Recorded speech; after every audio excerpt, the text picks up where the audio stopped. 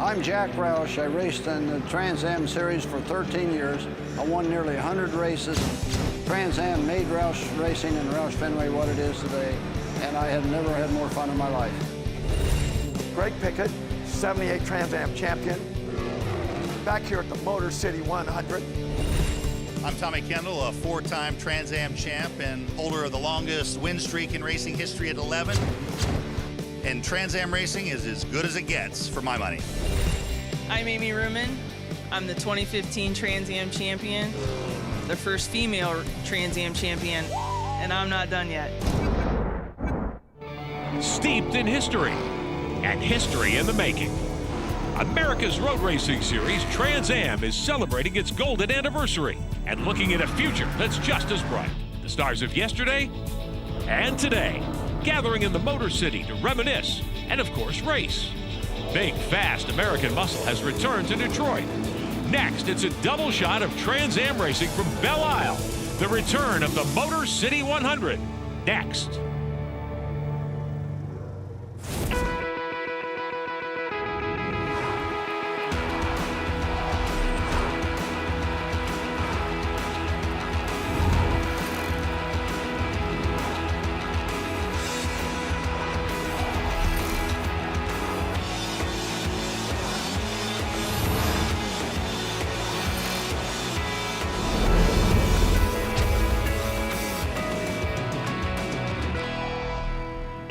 Hello and welcome to Detroit. Coverage of Trans Am, America's Road Racing Series, returning for 2016. Today it's the Motor City 100, presented by Three Dimensional Services. Hello again, everyone. I'm Rick Benjamin. NASCAR star Michael McDowell is back alongside. Todd Lewis will have our coverage on pit road all season long. Mike, this has been an event that's been long in the making for Trans Am. Belle Isle, a big part of Trans Am history, and an honor for the series to come back here in its 50th anniversary season. Such a neat course Belle Isle is. So much history. Trans Am having great races there. For them to finally make it back is going to be very special. For the entire 50 years of Trans Am racing, this series has been all about American muscle cars like the Corvette, like the Mustang, like the Camaro, and like the Dodge Challenger, one of which will be driven this weekend by Adam Andretti, who's with Todd. Thanks, Rick. Of course, one of the familiar names in auto racing is Andretti, including the Trans Am Series, where Adam Andretti is the #1 qualifier in TA2. Think back to some of those memories coming to this race in Detroit so many years ago with your family. Yeah, I remember when they first came to Belle Isle in 1992, and it was memorable for me. Unfortunately, probably one my Uncle Mario wants to forget, because it was like the only race he ever missed because of injury. He had just broken his foot severely the week before at Indy. And so he wasn't able to race here. So I got to actually ride around here with him in the golf cart around here. Very fond memory, going to watch practice sessions. Not the best. He wasn't that excited about watching practice sessions and things like that, but nonetheless, it was a great experience for me, and love coming to Belle Isle. It's just been a dream of mine to race in front of these fans here in Detroit and on Belle Isle. It's always been a dream of mine to be in the Trans Am Series, to be able to do it, to have some success there. We're on pole. Have to follow that up here at the end of the race with a victory. And for this ECC Motorsports Group, Anchor, Bolt and Screw, BSN Sports, we want to do well for everybody that supports us, for sure, and all these fans here. Have a great race today, Adam. Thanks. Thank you so much. Thanks, everybody. Adam Andretti and the Andrettis have so much history in motorsports, and to be back at Belle Isle seems like a dream come true for Adam. A dream come true for many in Trans Am racing to come back to Detroit after 15 years. The 50th anniversary season, a gala dinner held earlier in the weekend. Adam, one of many VIPs attending the 50th anniversary celebration at the Henry Ford Museum just outside Detroit. Paul Gentilozzi and Pete Halsmer, Lynn St. James, and many others. Greg Pickett there at that table. Special honored guest for the evening was team owner Jack Roush. We only had 250 horsepower before he started restricting us for each of the four cylinders. Jack getting a lot of laughs with that comment. Another treat in the evening, Walt Zarnicki, the Executive Vice President of the Penske Corporation, reminisced with MC Tommy Kendall about 46 years of working with Roger Penske to build that race team. And finally, some special anniversary medals were presented to the principal owners of the Trans Am Race Corporation, who've done so much to bring the series back to prominence and back to Detroit. Simon Gregg, Mike Miller, Jim Durhag, DJ Jans, and Tony Ave receiving those honors Thursday of race weekend. Now, as we mentioned earlier, the Motor City 100 has a bit of a different format. These are non-points paying events, 2 50-minute races, and it's the American classes that'll run. Trans Am and TA2 plus TA4. The international class is not involved this weekend. No championship points will be awarded, but a lot of prestige if you can win here in Detroit. Todd Lewis downstairs with Mike Miller. Have a look at the front of that green Dodge. It looks an awful lot like Sam Posey's car that he used to drive in the Trans Am series. This TA2 car that's being driven by Cameron Lawrence this weekend, Mike Miller is the owner. A little bit of retro and a little bit of brand new this season. Well, it is. We've had this car out for 2 years now, and we had Sam at a race in Lime Rock last year. Sam signed a hood for us. We have that in a prominent position in the shop, and it's a really interesting car. Of course, it's a beautiful car with the green and the black contrast, and everybody likes it. We've got all the colors out this year. We got purple, we got red, and we've got this beautiful green car now. These TA2 cars, lots of power, not lots of aerodynamics, but they go. They do. You know, they're a little over 500 horsepower. The cars are tube frame silhouette cars, so they're very much like the old school Trans Am cars. A little bit less horsepower than the big Trans Am car, but they're driver cars. They're a radial tire, or excuse me, a bias ply tire, not a radial tire. So the drivers really have to be careful. The track can be slick and it can be tough to manage with the bias ply tire. But with the limited braking and all those other things, it becomes a real driver's series. So we've got a lot of young drivers who are challenging this series to be the next step in their career. That's what we're celebrating here in Detroit this weekend. Lots of history, but also the horizon looks very bright for the Trans Am series. TA2 has seen some unbelievable races over the last few years. The class keeps growing, and what's so neat about it, all the manufacturers have that retro look and the cars look amazing. Field rolling away to get lined up for the first of the 50-minute events, making up the Motor City 100 for Trans Am this weekend. Paul Fix has the pole in his 50 car. RJ Lopez lines up alongside in the 06. John Baucom out of Charlotte, North Carolina in his Ford Mustang, and Greg Pickett in that Jaguar at age 68 lining up in 4th spot. Doug Peterson, former champion, alongside Amy Ruman. The TA2 grid, Adam Andretti and Cameron Lawrence on the front row. Got Guy Robertson starting 3rd there. He is our champion in the TA2 category. Mark Miller, former champion in a variety of SCCA Pro Series, making his Trans Am debut. Your TA4 grade, Dean Martin from Michigan, very quick this weekend. I'm not surprised to see Dean Martin on the pole here. Very fast race car driver. He builds a fast Ford Mustang. Martin with a home game this weekend. Brian Kleeman alongside 3-time champ Ernie Francis Jr. lines up 3rd in front of Todd Napierowski. We'll come back for the start of the Motor City 100 in just a moment. Motor City 100 on CBS Sports Network is being brought to you by 3-Dimensional Services Group. Prototype, production, proven.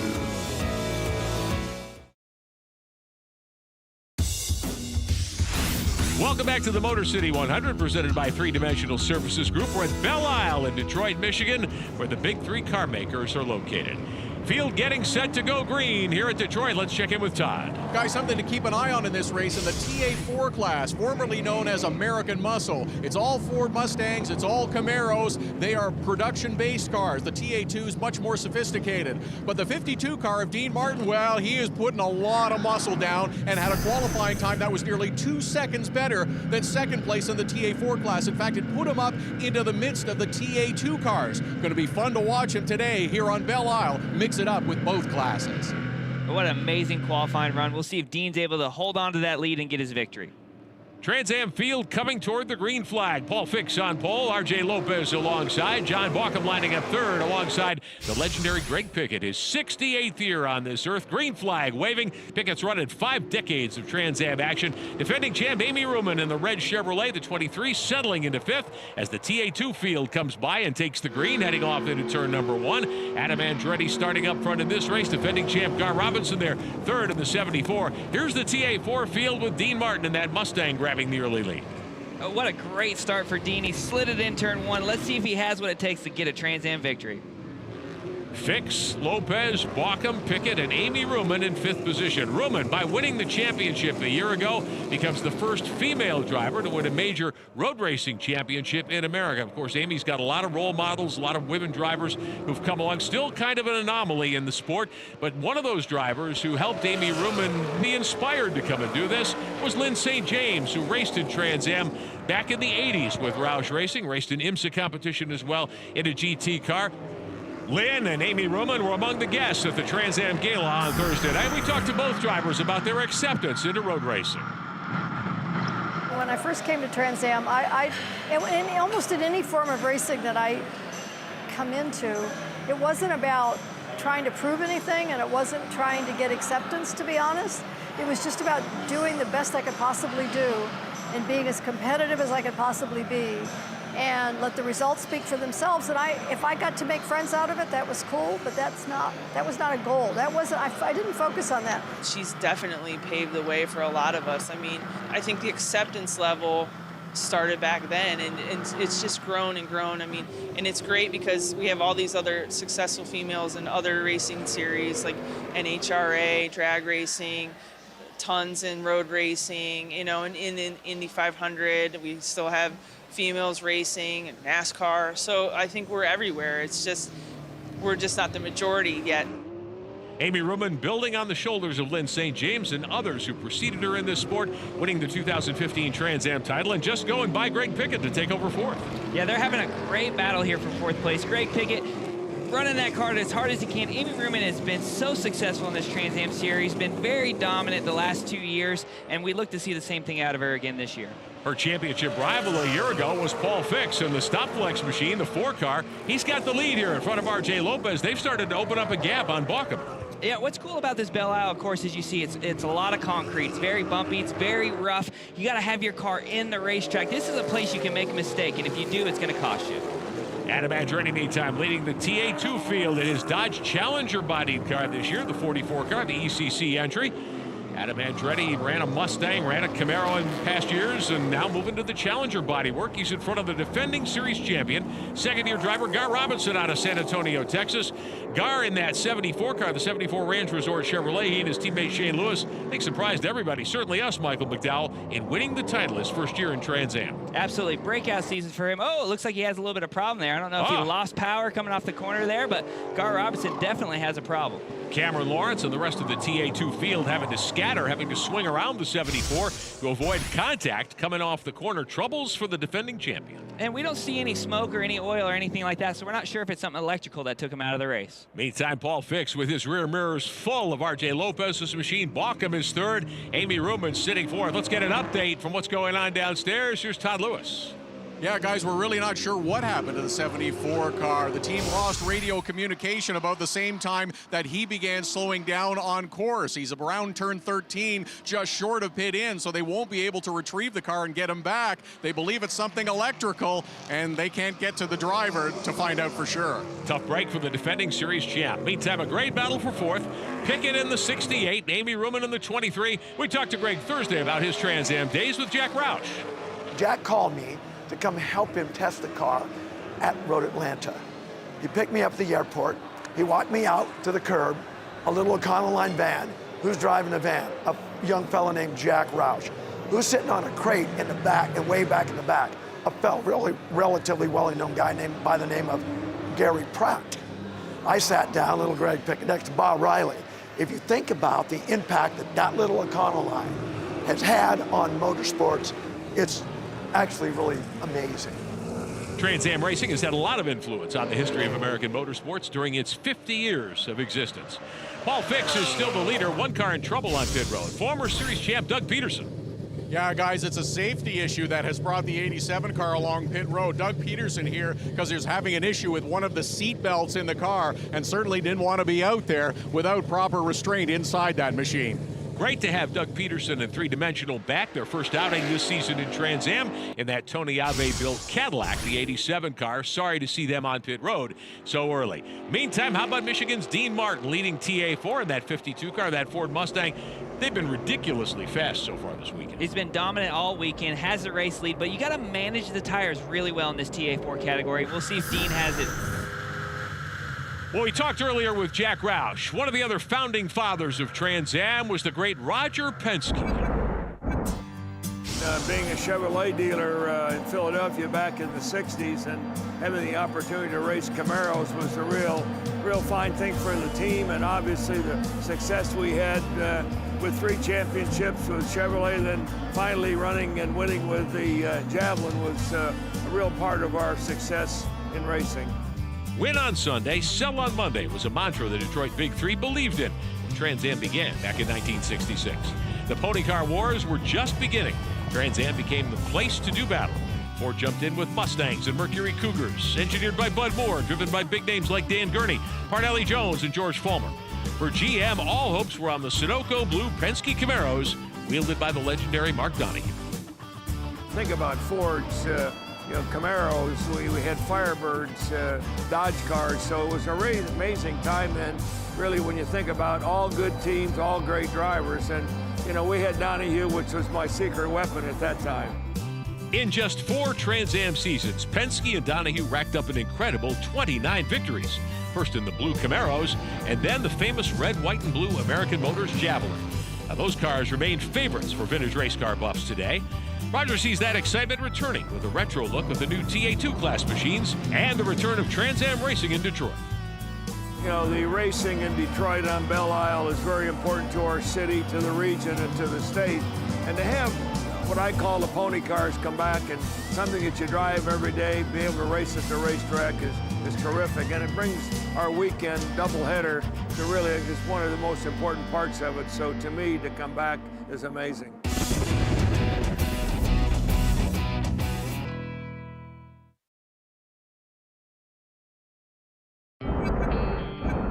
Ford had decided they were going to try to generate more interest in their showroom. So they picked the Trans Am series, decided they want to go road racing. They had me build engines as a supplier, as an automotive supplier for 2 or 3 of the teams. And as I started servicing the engines in the teams, it occurred to me that they weren't doing as well with my engines as I thought they should, and I wasn't looking as good as I thought I should. Jack Roush's answer was to build his own race cars with the help of Bob Riley and Ford's Lincoln Mercury division. The Roush Capris were an immediate hit. Jack would build more than 50 of the cars, leading Lincoln to manufacturer's titles in 1984 and 85. Chevrolet was so maddened by the fact that we'd been able to beat them as soundly as we had in 84 and 85. As I got the checkbook out, they took everybody in my team except for one mechanic. I was left with one mechanic, and they took Wally Dallenbeck, who'd won the championship the year before. Ford had a Mercury XR4 TI, which was a 2.3-liter turbocharged engine package, which I had no experience with at all. So we rebuilt the program under Lee White for 86. We split the races between Scott Pruitt and Pete Halsmer. We went to the final race of the year at St. Petersburg, Florida. I needed to finish 1 through 3 with my Capris, with my Mercury, my XR4 TIs and my Capris, 1 through 3 to win a championship, to win a manufacturer championship. I loaded 6 cars on a truck. I unloaded 5 of them in St. Petersburg, and we finished 1, 2, 3, 4, 5, and won the manufacturer championship for the 3rd year in a row for Lincoln Mercury. Then Roush Racing returned to building Mustangs, winning 3 straight driver titles with road racing ace Tommy Kendall. It all culminated in 1997 when the pair won the first 11 races of the season, Tommy driving the all-sport Mustang. The whole Trans Am field thought that we had traction control. And they kept taking the car apart, looking for some way that they would have a computer hooked up. What we had was better shock absorbers. We had a ride model for most of the racetracks. We understood what the shock absorber requirement was, and we had a shock tuning program that Ford had helped us with, and we had better ride control of our tires and our shocks in that period of time than anybody else did, and they never figured it out. Dampers, suspension bits and pieces, Michael McDowell, always critical in road racing. Absolutely. Jack Roush is such an innovator in motorsports in general, and to hear those stories is so awesome. What they put into the Trans Am series and what that's cultivated for Roush Fenway Racing. While we were away, hearing from Jack Roush, this pass for the lead, RJ Lopez to the inside of Paul Fix, taking the top spot away. In TA2, Adam Andretti getting a lot of heat now from Cameron Lawrence in the 11 car, and right behind him the 77 being driven here this weekend by Louis-Philippe Montour, who's emerged as quite a challenger in TA2, and Adam Andretti with some brake smoke, it looks like. Concern on the 44 team of Adam Andretti. He brushed the wall and everyone was very concerned. Crew ran out to have a look at him as he went by here on the front stretch. Seems to be okay. He says he's okay. We'll see as the race moves on. So Adam Andretti, who's led from the start in the 44 car, coming up on the 7 machine here, one of the Trans Am entries in the field. That's Claudio Burton's car, but Andretti with a tire rub, it looks like. Yeah, I'm not sure if it's cosmetic. You can see he got into the wall a little bit. The mirror's knocked in, the front splitter's on the ground, and we're going to get a replay here. Whoa. Yes, he did. A little bit of a slide coming off the corner. What a great save Adam Andretti made there. A big slide, almost backed into the wall. Just got it corrected and got it with the front left corner. It looks like that'll just be cosmetic damage. Adam Andretti trying to split the middle here between one of the TA4 machines. Gets into Burton's car. Contact. The 77 of Montour getting into the 7 of Burton. And Cameron Lawrence, the 3-time series champion, the TI Automotive Dodge, had to lock up the brakes. Burton crossed up in traffic here coming off the corner. Let's take another look. On board Montour's 77. 3 wide and a tight right-hander. Absolutely. There's really only room for 2 cars there. When you put it 3 wide, somebody's got to give. And unfortunately for Cameron Lawrence, he got the raw end of the deal. All this helping the 44 of Adam Andretti reestablish the lead in Trans Am 2. Andretti scooting away despite clipping the wall. There's the 77 of Montour. Left front fender damaged, and part of it came off on the racetrack. Yeah, we see a lot of sheet metal, a lot of parts and pieces laying on the track. Some more now. There's got to be a caution that's going to come out here soon. Yeah, there's debris in a couple of corners here at Belle Isle, so you would certainly think that that would necessitate a full course yellow. Looks like the splitter has come off of Burton's car. It looks like he must have had more damage from that accident than we initially thought.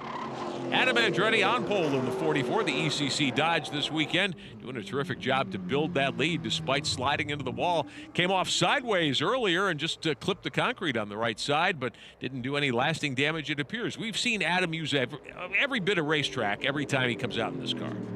Adam always has a lot of speed, and he's always pushing 110%. But at a place like Belle Isle, you get just a little bit wide, and that's all it takes. And the caution will wave from the flag stand here. Full course yellow. Todd Lewis on pit road to check out the damage on the 77. Yeah, this caution comes at a good opportunity for the 77 team. You could see the extensive damage to the left front. A lot of body work that needs to be fastened down or removed. The crew is going to do that. They're going to clear away some of the brake ducting that's impeding the progress of that left front tire, and then make sure all of those front end pieces are secure before returning them to the track. That's a lot of damage to try to repair on pit road. Absolutely, and it's such a shame. We had such a great battle for the lead in TA2. We had 3 cars fighting Andretti for that top spot, and unfortunately, their day was ended early. Cleanup crew is busy in the Motor City 100. Andretti leading Kyle Marcelli. We'll be back.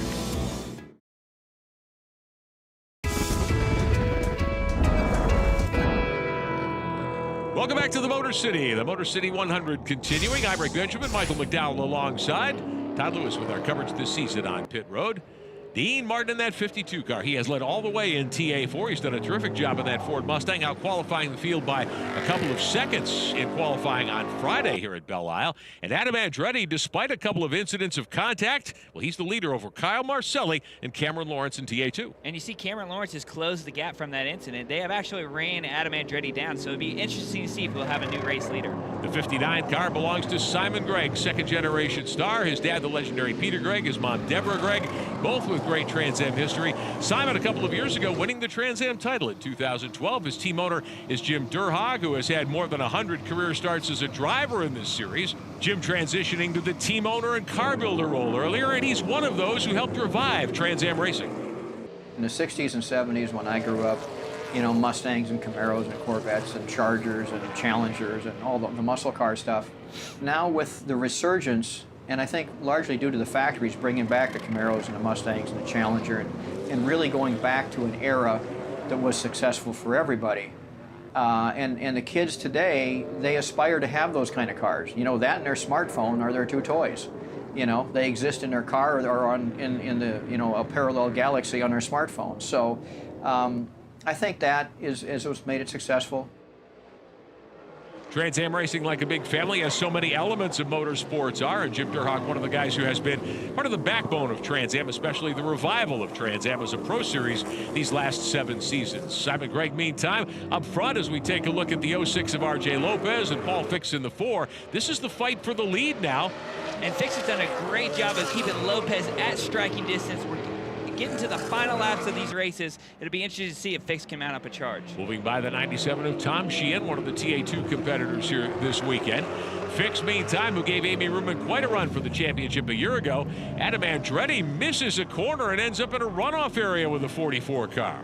I'm not sure if that damage finally caught up with Adam. It looked like he went straight off there. He's got some smoke coming out of left front. Might have actually had that tire go down. So Andretti out of it in the 44 car. That hands the lead in TA2 to Kyle Marcelli, who was the pole qualifier in the MBRP Performance Exhaust 96 car. Team for Andretti looking on from pit road. And he had such a dominant performance, qualifying on the pole, leading all the laps, and then to get down to the final few minutes of this race and not bring the victory in is just so heartbreaking for the team. R.J. Lopez in the 06 Chevrolet, your race leader. Right behind him, Paul Fix in the Stopflex car. Out of the Buffalo, New York area. White flag is in the air. 1 lap to go in Trans Am in the Motor City 100 opener. And Lopez looking for a victory here on the Saturday of this race weekend. Meantime, in TA4, we see some of the competitors giving way to the race leaders. Lopez and Fix still with that fight going on in the final lap. And with having multiple classes on the racetrack at the same time, it opens up opportunities for last lap passes like we see here. Fix trying to take a look on the inside, couldn't get the job done there. Meantime, the 2 TA4 cars could serve as a pick.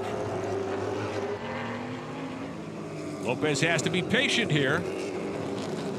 Works his way by the 8 car. Here comes Fix to do the same thing. Now Chuck Casaro in that red Mustang right in front of the 8. Casaro a little bit quicker here, but Lopez will put him away easily. And Lopez done a great job managing the traffic. He's opened that gap up to 4 or 5 car lengths over Fix. So R.J. Lopez with a substantial lead right now. Paul Fix trying to get back into the hunt on the last few corners in this Belle Isle street circuit. And it's fun to watch Fix here. He's driving everything he's got in that race car, locking up the brakes, trying to get to the bumper if he can. Final lap of competition in the first half of our Motor City 100 doubleheader here in Detroit as Trans Am Racing returns to Motown. And R.J. Lopez in control of this one. Paul Fix hoping he'll get one more shot at the race leader. And he's got Top Naborowski in front of him. This may open up the door for Fix to have one less shot at it.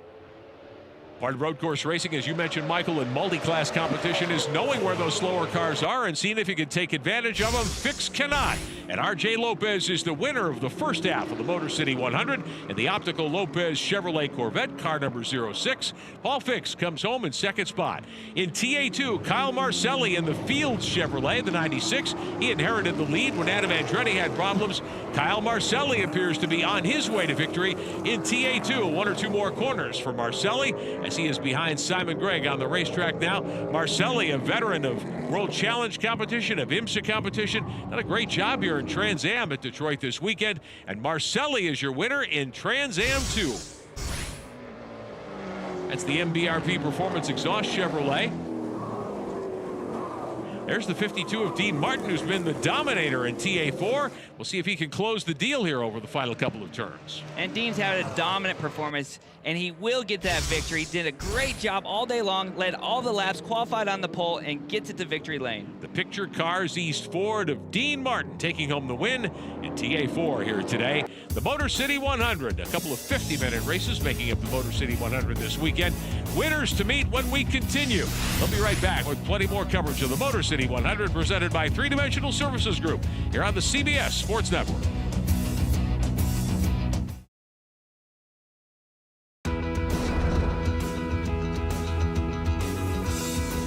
R.J. Lopez was quick to go over and congratulate second-place runner Paul Fix. What a drive you had today. Oh, man, I don't think I've ever driven that hard in my life. I gotta be honest. Paul Fix, I mean, what a great guy to race with.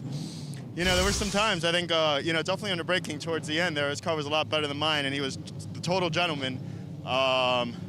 You know, I mean, he could have had a really good chance to pass me. We would have been hitting, though, so true gentleman. Car was amazing. I got to thank my team, man, Lope Sport, Meissen Engineering, Publica Brewing, Optica Lopez. Just an awesome drive. I've never driven that hard in my life. R.J. Lopez is the winner here at Belle Isle. That's a prestigious race to win. R.J. Lopez takes the Trans Am opener, the first half of the Motor City 100 doubleheader over Fix. John Bauckham on the podium in the 86. Amy Rubin, the defending series champion, in front of Simon Gregg. That's your top 5. At TA2, Kyle Marcelli comes home the winner. He did a great job managing that race, put himself in position, and when Adam Andretti fell out, he inherited the lead and came to victory lane. 3-time champion Cameron Lawrence in 3rd spot. And in TA4, Dean Martin is the winner over Brian Kleeman, Todd Napierowski, Chuck Cassaro in the 76, and Craig Capaldi back downstairs to Todd. Helmet coming off, Hans' device coming off. Kyle Marcelli is out of the car. What a drive you had in this short 50-minute race. Yeah, no, I appreciate it a lot. First, got to thank Fields Racing for the opportunity. They laid out a 4-race schedule and said that I'd be driving the car, and the team owner fabricated this himself. It's an M1 chassis. It's only a one-off, so real happy for them. MBRP, our sponsor this weekend. The race itself, it was a real challenge, you know. We had troubles in post-tech qualifying, so we had to start at the back, and I was hoping for a bit of a Cinderella story, and I guess I accomplished that, but it was a good fight with Adam Andretti and in the Miller Motorsport cars. Like, there was a good 4 or 5 car battle for the top spot, and it was just about not making mistakes. It was like, if you just kept the car between the walls and drove a reasonably quick lap, you'd be okay. And that was my only goal. And then I was getting a bit nervous. The last 10 laps, we just really started losing power. I didn't even need 4th gear on the straight. It was very strange, and I was just watching my mirrors, you know, those guys catching. So, you know, we got the win, and it's great for GM, and it's great to be here in Detroit. Kyle Marcelli is the winner. The clock did not strike midnight. He takes it all the way to the front in TA2. Well, for a driver who's just come new into this series, although he has a lot of experience in a couple of other professional road racing championships, to get a win here in Detroit, very prestigious indeed. At Belle Isle, the Detroit Grand Prix weekend unfolding. Past series champion Dorsey Schrader, one of those drivers who helped make Trans Am what it is. You look at the different series I've run in and everything basically, but I'm known as the Trans Am champion. You know, that makes a lot of difference. You know, I won the GTO championship the very following year in a much faster car and technically a higher level, but I didn't get near the recognition as Trans Am champion brought me, along with the IROC starts and the things that came with that. It led my career further. You know, without that, I would have been stalled kind of like I was before in Formula Atlantic. So Trans Am, it was right place, right time for me, no doubt about it, and that series carries a lot of clout. Dorsey Schrader, the '89 champion in Trans Am and one of our great friends in racing down through the years. Todd Lewis, meantime, ready to talk to our winner in TA4, Dean Martin, a strong run. Dean Martin is the winner in the TA4 class. You were quick in qualifying and quick all through this race. Yeah, you know, the guys at Core Motorsports gave me a great car, so I'm really happy. Our picture cars East Ford Mustang did a good job today. Started to get hot out there. That restart was pretty sketchy. A lot going on.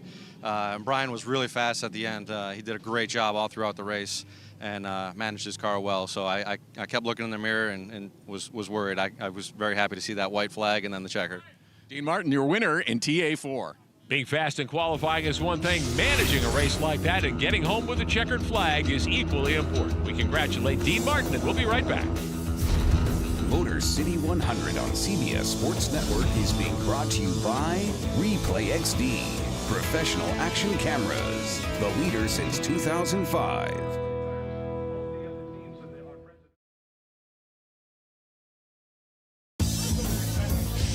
Trans Am contenders signing autographs for the big crowd here at Belle Isle in the Motor City. Trans Am and the Motor City 100. Todd Lewis standing by with the president of Trans Am. As we continue to celebrate the return of the Trans Am Series to Detroit, time to talk to President John Claggett, the man who revitalized the series a couple of years ago. How gratifying is this weekend for you? Well, it's been a long time in the works to get Trans Am, Detroit, Motor City back on the schedule, and it's come off exactly as I had hoped, with a gala dinner with the Walt Zarnicki talking about the Penske years, 69, 70. We had Jack Roush and Lynn St. James and Pete Halsmer, Mike Miller. It was a great evening of reminiscing about the past, talking about the future. And then the racing in race one was spectacular yesterday. And that's what we're seeing. Great competition, great racing, and a bright future for this series. Yeah, like to think so. We have a great technical package. You know, we just want to put on another great race today, which the rain could be an interesting factor, but hopefully it'll stay away. Great history and a bright future for the Trans Am Series in Detroit and beyond. When I first started calling Trans Am races back in the 80s, Michael, John Claggett was the public relations manager for the series. He's managed Trans Am beautifully and helped bring it back to prominence here once again in the 2016 season. There's race 1 runner-up Paul Fix in the Stopflex Chevrolet, along with two-time TA2 champ Cameron Lawrence, driving Joe Stevens' 11 car today. If you enjoy vintage race cars and other classic automobiles, take some time, check out the Roush Museum just outside Detroit. Race cars of all descriptions here, including the famous number 11 All-Sport Mustang, driven by Tommy Kendall in Trans Am back in 1997. TK, a 4-time series champ. You got to think of the environment that the series was started in. I mean, it was the launch of the muscle car era, and it was the height of the American auto industry. And so you had all the people that were just car crazy, and they finally had some cars that were worthy of that, so to speak, performance-wise. And so that's what kicked it off. And I don't think if you didn't have that great era to start, it probably wouldn't have lasted as long like it has. It's true that Trans Am began with production-based cars, but the great Tommy Kendall would define a different era in Trans Am history. Tommy won a championship driving a Chevy Beretta in 1990. But his true glory came after a devastating crash in a GTP car at Watkins Glen, a wreck that nearly ended Kendall's career. And most people had written Tommy Kendall off, and we were kind of down on our spirits and between, we're having a low point, and I made the suggestion that we go take a look at Tommy Kendall, and he had a little trouble walking, but he didn't have any trouble with his brake foot or his clutch foot. Fortunately, Jack was able to look past my injuries and say, let's take a shot. And if it wasn't for that, you probably wouldn't have heard of me anymore. But we got on a roll. We switched to Trans Am the next year, and I was able to win 3 titles in a row, 95, 6, and 7. And so I owe a huge debt to Jack Roush. Tommy had him covered in that 11 car. The team would win a total of 20 races with Jack Roush in that number 11 machine. It included probably the greatest streak in Trans Am history. Tommy and the 11 won 11 straight races to start the 1997 season. Just one of Tommy's many fond memories of his legendary Trans Am driving career. Yeah, that win streak we went on in 97 and probably breaking Mark Donahue's record at Watkins Glen. There was just so much symbolism there. I had gotten hurt at Watkins Glen years before that. It's where Mark Donahue's streak had ended. We had to win where he couldn't to beat the record. It was just all this stuff, and things worked out in our favor, and we were able to get the W and extend the record. Tommy nearly ran the table there in 97. Mike Borkowski knocked him out of the way with a couple of turns to go in race number 12. Called that race with Derek Daly. It was a great day. Meantime, Doug Peterson back in Trans Am competition. He's with Todd. Just about set to get started for race number 2 here on Belle Isle, and it's Tony Ave, a former 2-time champion in the Trans Am Series in the 87 car today. Yesterday, it was another 2-time champion, Doug Peterson. You had a bit of an issue yesterday, though. Yeah, we had a little hiccup with the car. They're pretty sure they have it fixed. You know, Tony's a professional driver. It's the 50th year anniversary for Trans Am. We're here in Belle Isle in Detroit. Awesome track. It's a little bumpy, but it's an awesome track, and Tony's moving up. Great history here with Detroit and Trans Am and the pony cars. Did you give Tony any tips about moving up? Yeah, well, I told him he better do it early. Go fast, go early, and go to the front. Now, Doug Peterson will watch this one from the sidelines. He, of course, a big part of Trans Am as a 2-time champion and the founder of 3 Dimensional Services Group in nearby Rochester Hills, Michigan, where they do rapid prototyping for all 3 of the American car manufacturers. We're a Detroit area company, and our sponsorship of the Motor City 100 is a tremendous opportunity to bring Trans Am racing back to the Motor City. We specialize in precision manufacturing and rapid product development, and that really involves designing and building tooling and then producing parts from those tools, both functional prototype and low volume production. And we believe we do that better and faster than anybody. We hope Trans Am is here to stay. We're going to do everything we can to make that happen. It's been about 15 years since it's been here, and we really hope that this will be the first of many to continue. The event being brought to you by 3 Dimensional Services Group, 3dimensional.com. We appreciate Doug Peterson's competition history and his support of this event at the Detroit Grand Prix. We'll be right back with the second half of the Motor City 100 here on CBS Sports Network. Welcome back to Belle Isle, Detroit, Michigan, the Motor City 100, the Trans Am Championship. Coverage on CBS Sports Network. Alongside Michael McDowell, I'm Rick Benjamin. Motor City 100 is presented by Three Dimensional Services Group. Todd Lewis with our coverage on pit road. RJ Lopez will start first in the Trans Am portion of the field today off of yesterday's win. Cameron Lawrence would be starting second in the 11 car. Where's Kyle Marcelli, who won on Saturday here? Looks like there could be a problem for Marcelli. Dean Martin will have the #1 starting spot in TA4 in his very fast Ford Mustang. Let's get an update on Marcelli. Here's Todd Lewis. A little trouble with yesterday's winner even before we get set to take the green. The 96 car of Kyle Marcelli, the winner in TA2, can't get going off the line. The rest of the field has streamed past. They're now rolling him back into pit lane, still trying to diagnose what that problem is. Very unfortunate for Kyle. Had such a great performance yesterday. There was such an intense battle for the lead. We are hoping to see that again today. And that Fields Racing Chevrolet, a great-looking car. We'll see if they can get Marcelli out for the start of this race. TA2 field lining up single file. There's Guy Robinson, the defending series champ, who had problems yesterday. He will start at the back of the field in the 74 car, and I'm sure he's thinking, hey, can I get to the front of this one today? Gar might put on a tremendous show for us, starting at the tail end of the field. You also got Adam Andretti, who led most of the race. Can he get back to the front? Tony Ave will start shotgun of the Trans Am field. He's a past series champion driving the three-dimensional 87 car. That is a Cadillac. Green flag is in the air. Lopez and Fix take him down toward turn 1. Lopez gets the drop on Paul Fix. John Bauckham in third. Amy Ruman moves to fourth. Simon Gregg and Jim Durhock's 59. And the car of Greg Pickett, the 68 machine, in sixth. Meantime, the TA2 field led by Cameron Lawrence is away. Tom Sheehan in the 97 running second. A.J. Hendrickson in the 47, and then Adam Andretti in the 44. And the TA4 field led by Dean Martin taking the green flag.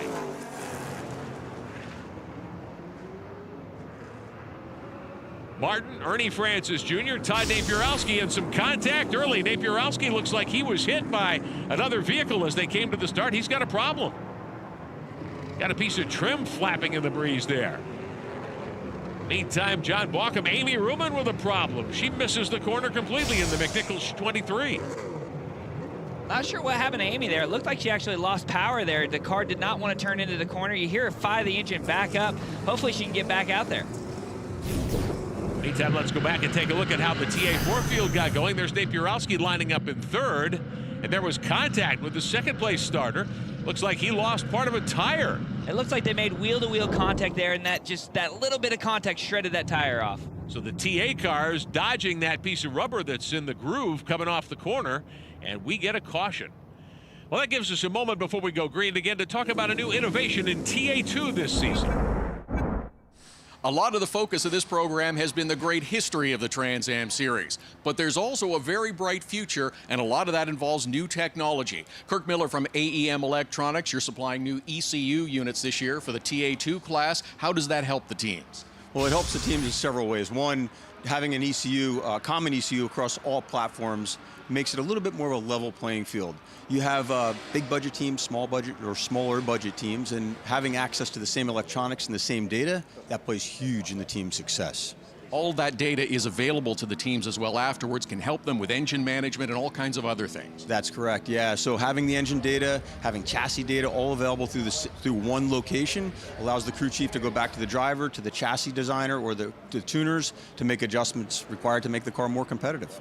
These pony cars may look retro, but the technology under the hood is very much 2016 and looking beyond. And the Trans Am Series did a great job of controlling these classes, controlling the budget. This is just one other factor that allow everybody to be competitive. Dean Martin will have the restart lead in TA4 when we come back.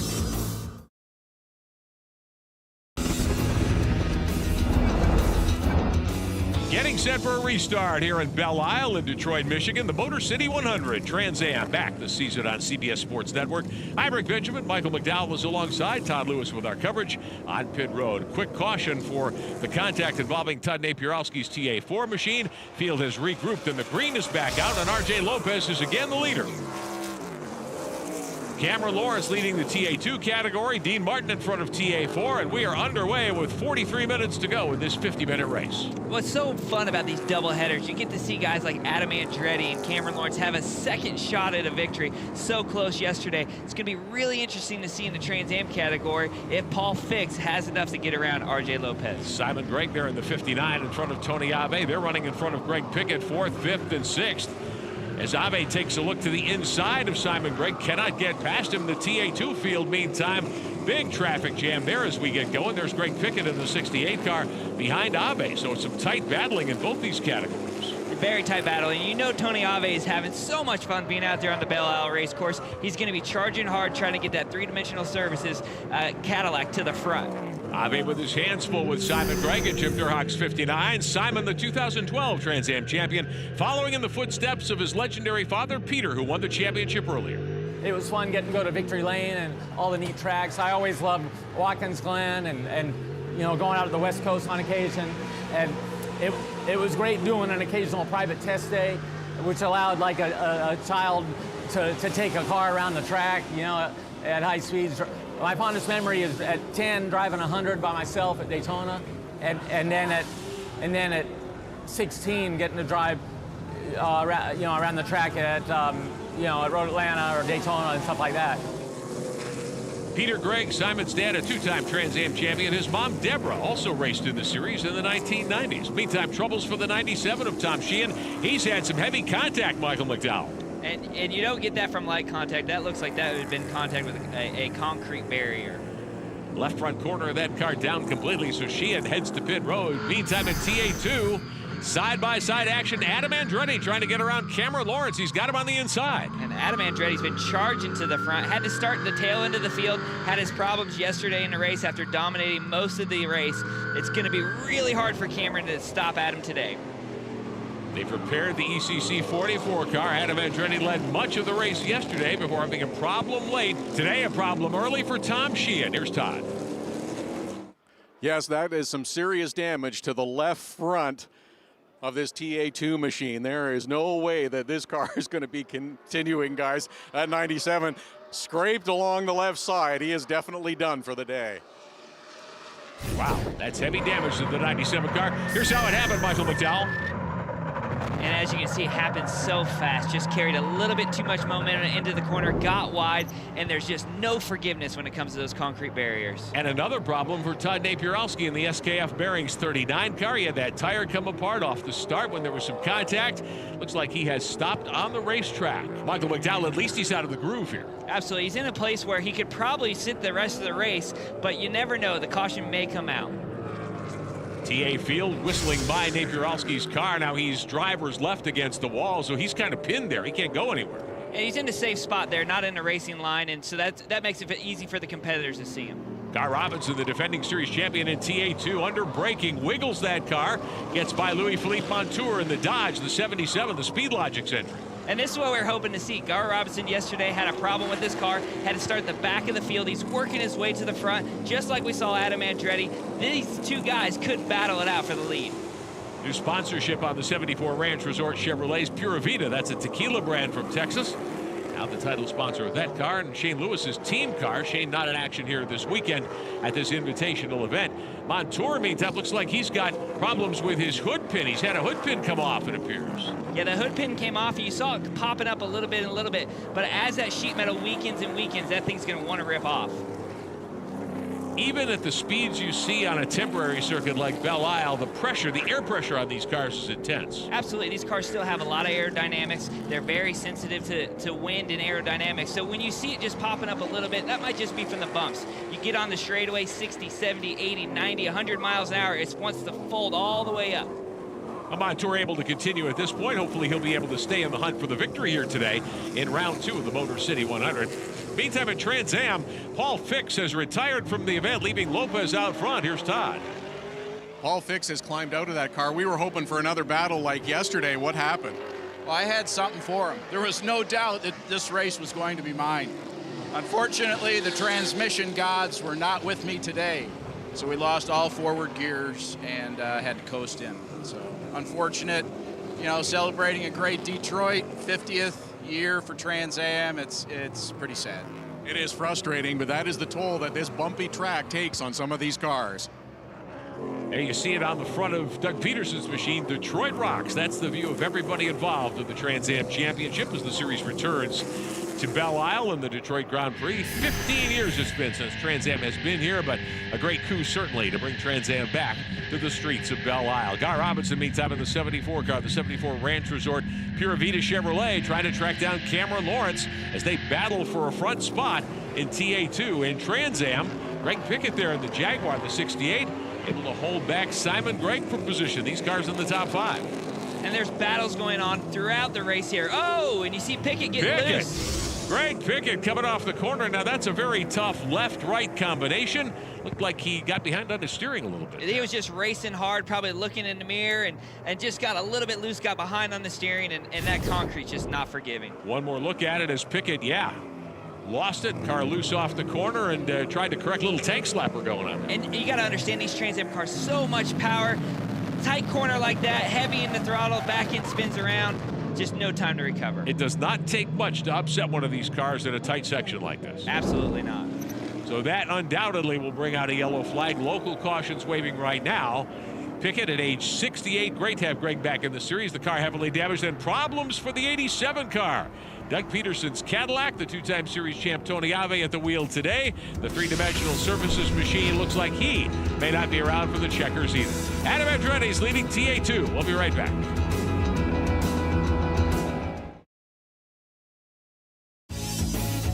Welcome back to Detroit. Coverage of the Motor City 100 presented by Three Dimensional Services Group.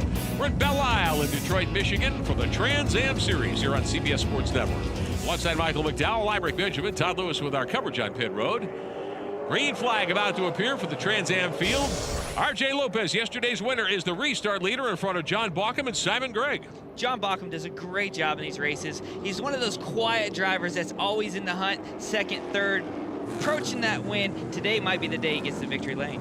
The 77 of Montour with that hood pin issue still out there in competition. Lopez, Bauckham, and Gregg. Then you've got TA2 cars. Adam Andretti, Cameron Lawrence, Gar Robinson, and A.J. Henriksen, the teammate to Andretti, the 47. There's the 77 of Montour moving to the inside on Dean Martin's 52 car. Martin very quick, as we've talked about, right up there with the TA2 machines. Yeah, Martin's been very dominant all weekend, but you see Ernie Francis Jr. lurking just behind him. Tony Ave to pit road in the three-dimensional Cadillac. Here's Todd.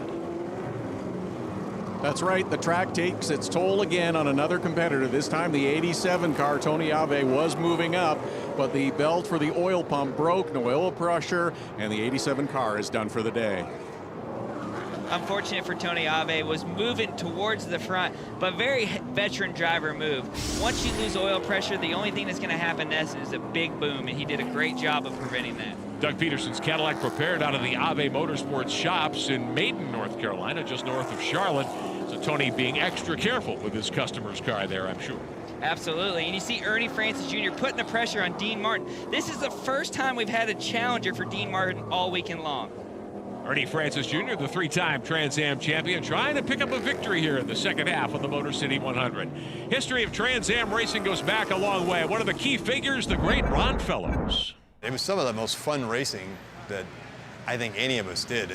And very fortunate to be in an era where you had all three domestics with factory teams, and just the nature of the sprint race format and the intensity that developed between particularly Ford and Chevy, and obviously with the Dodge program and the Archer brothers.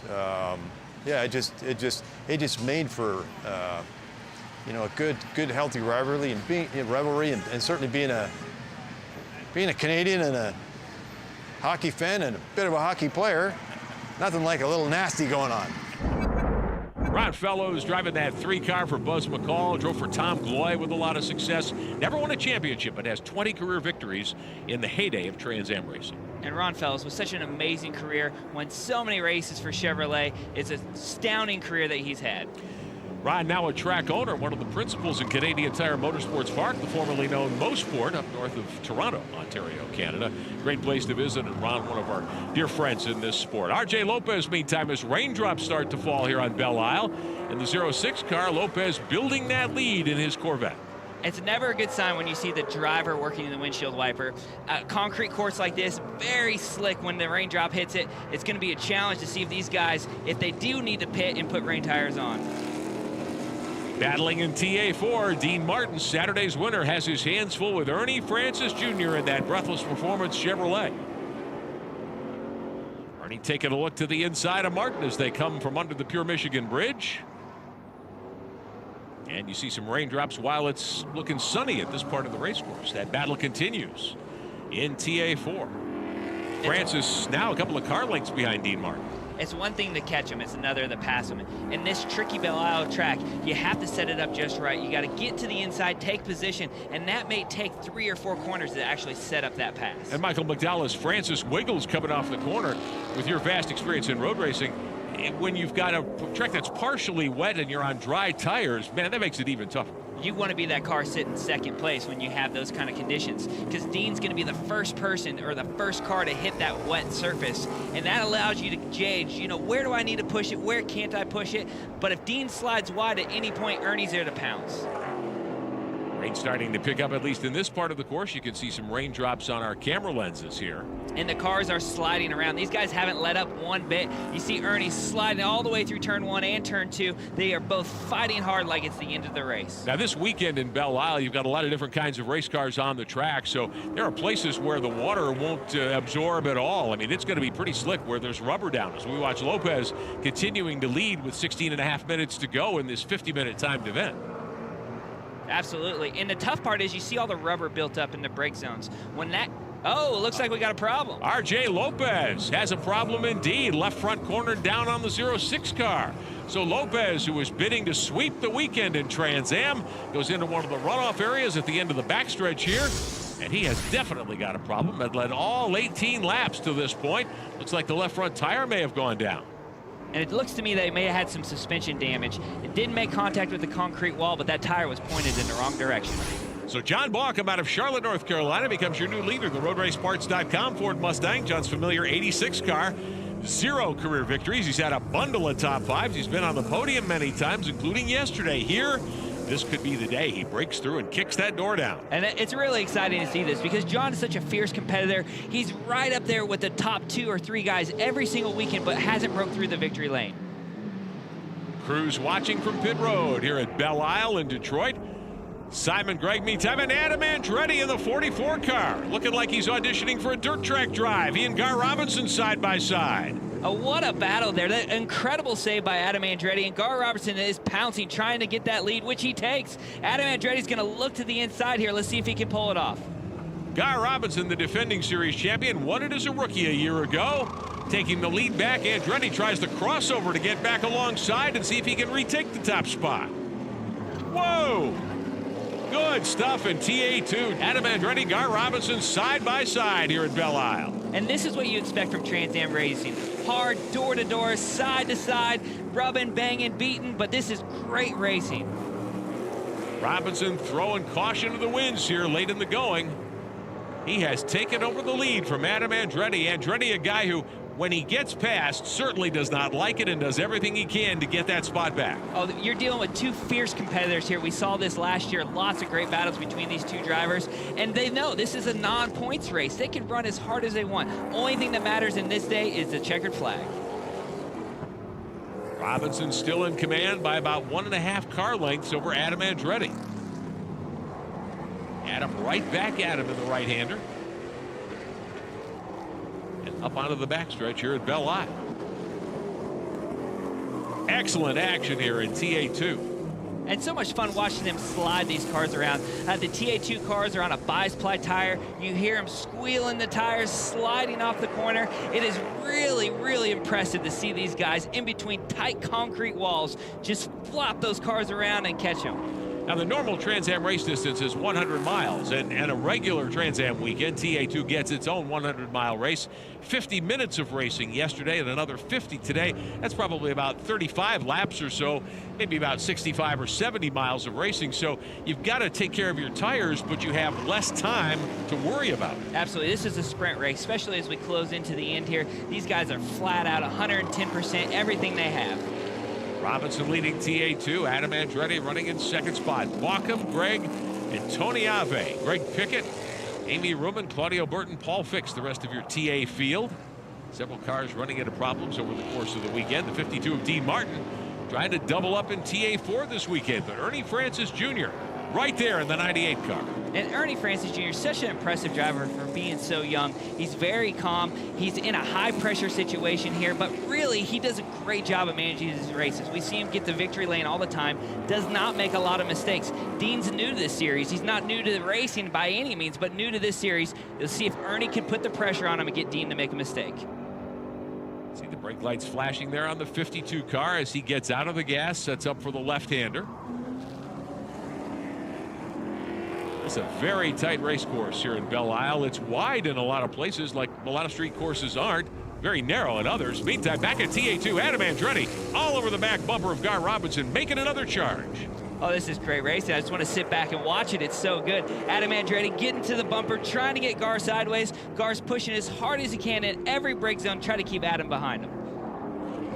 Top two in TA2 here in Belle Isle, the second half of the Motor City 100 doubleheader for Trans Am, marking the 50th anniversary season. Our thanks to Three Dimensional Services Group, our event sponsors here this weekend. Great to have Doug Peterson back in a race car in this event. Adam Andretti up alongside Robinson for the lead in TA2, and he takes it back.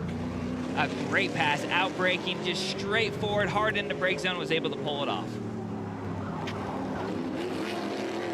And the heavy rain really starting to come down now. Boy, all of a sudden, what was a very light shower is going to grease up this racetrack enormously. And these are such tricky conditions. It's like driving on ice. You have hot, slick tires, and then all the rain. Ernie Francis Jr. uses Montori as a pick and gets around Dean Martin for the race lead. For TA4, Dean Martin had led all the laps to this point both days. Ernie Francis Jr. says, hey, here's my chance, and he makes it work. He did such a great job utilizing that traffic as a pick, is able to pull it off. Let's see if he can stay clean and get to the victory. The 76, the Forge Line entry, getting in some trouble in turn one. Gets that car pointed in the right direction. We are back underway. That's Chuck Casaro's entry in the Core Motorsports Ford. But you've got to really be mindful of this now. Everybody on dry tires. Nobody expected this to happen. So full course yellow is displayed as rain is prevailing all around the Belle Isle circuit here in Detroit, Michigan. There's more to come. The Trans Am Series in Detroit. We'll be back.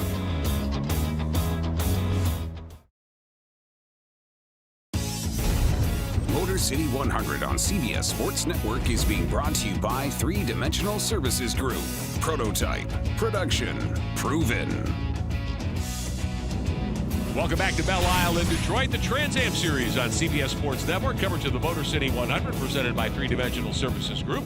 I'm Rick Benjamin, Michael McDowell alongside Todd Lewis with our coverage all season down on pit road. Caution coming out because of hard rain that came just a few moments ago. Now it looks as though it's starting to clear just a little, but SCCA Pro Racing officials, the schedule here very tight this weekend. The checkered flag will fall over John Bauckham, who wins his first career Trans Am event, picking up a victory in the second half of the Motor City 100 doubleheader. Ernie Francis Jr. will win the TA4 round, and TA2, it appears, will go to Adam Andretti with that late race pass of Gar Robinson. So much action late in this race. Who would have thought that Dean Martin would have gave up that finish right at the very end when the rain came down? Ernie Francis Jr. capitalized. Gar Robinson giving up the lead to Adam Andretti at the very closing laps. Intense finish in the Trans Am Series. In Trans Am, Bauckham, your winner. Simon Gregg in the 59 comes home in second. RJ Lopez, who had that problem earlier, got back on the racetrack and gets credit for third in front of Ave and Pickett. In TA2, it's Andretti beating Gar Robinson to the stripe. Cameron Lawrence rounds out the podium. Montour in the 77, Sheehan, and Kyle Marcelli, who had that problem at the start in the 96 car. But a great battle all day long in Trans Am and in Trans Am 2. And Adam Andretti, you think he's a little excited at getting to victory lane here today? Todd Lewis ready to talk to our winner in TA2. I don't know if you could hear the yells before the helmet came off, but they're there. Adam Andretti, you make up for yesterday. You said there was a little driver mistake, none today. No, I owed it to these ECC Motorsports guys to have that kind of performance today. I don't feel like I really put a wheel wrong. We even had lap traffic try to do it to us again. And I drew on some of my sprint car experience. Thank God I have that. What a blessing that is. And some good old Indiana sprint car experience. Just held it full throttle. I think I put on a little show for the fans. Missed the lead, lost the lead in the meantime. But Gar Robinson, this is his hometown race. I know he's from Texas, but he lives here. So I know it was really important for him. And so wonderful hard fight for him and wonderful clean racing between the two of us. And to have Cameron back on the podium with us, we have a Dodge 1-3. And I have to say something about my teammate, AJ Hendrickson. Some of you race fans may know he's an oval guy from ARCA. So he's used to concrete walls, but not rain. And it took everything of our gumption, all of us out here, to keep those things out of the fences during the wet. So I hope you fans appreciate it. Can't thank ECC, Engineer Components Company, Anchor, Bolt, and Screw, Belle Helmets, BSN Sports, Hitchman Race Uniforms. You all are a huge part of this, and I can't thank you enough. Thank you. It was awesome to watch. Adam Andretti is a winner in race number 2 here in Detroit. Michael McDowell, it's a shame Adam Andretti's not passionate about this sport. Here's the movie talked about, the sideways coming into turn 1. Well, we saw his intensity after winning the race, and we saw it on the racetrack. Those guys were sliding that car around, showing great car control. I cannot believe they kept it off the concrete walls. Adam making the pass just a couple of turns later here, setting up Gar Robinson under braking, swinging to the inside and making it stick. Absolutely. You got to remember, these guys started in the back, drove all the way to the front, and then put on a race like this for the lead. So Adam Andretti comes home the winner in TA2 in the Sunday half of the Motor City 100 doubleheader. In Trans Am, a great story. First-time winner, John Bauckham, is with Todd. Here's your winner from TA, John Bauckham. It was going to be a bit of a battle of attrition. Did you hold on? How nervous were you in the end of this? Well, I was pretty nervous. It started raining on the back straightaway pretty heavily there. Got a little scary. Lopez, also, that's what happened to him. He locked the brakes up. I think it blew the left front tire out when he did, and I certainly didn't want that to happen. I knew I could keep Simon at bay at that point, and I was actually catching Lopez back once it did start raining some. So I think we had a great car for then. We were on a budget, so we made a strategy choice. He used the same set of tires as yesterday, which nobody else did, which hurt us at the start some, but I think it would have been very good at the end. So, but we're very excited to win. Glad to be here in Detroit. John Bauckham, your winner in TA class here in Detroit. Like John said, small team, small budget team, but getting to victory lane, and especially at a special place like Belle Isle, where they haven't been there in 15 years. In TA4, Ernie Francis Jr. back to victory lane, getting by Dean Martin late in the going. Craig Capaldi rounds out the podium in front of Kleeman, Casaro, Utzen, Naperowski, and Nate Stacy, who did not start in the 51 car. Michael McDowell, huge for Trans Am to be back at the Motor City 100. Lots of momentum, a lot of anticipation leading into the race, and it did not let us down. Excellent action both days. We hope you've enjoyed our coverage, and we certainly thank everyone who participated this weekend in recounting the 50-year history of Trans Am. We're excited about the next many years here on CBS Sports Network. I'm Rick Benjamin. We'll talk to you next time.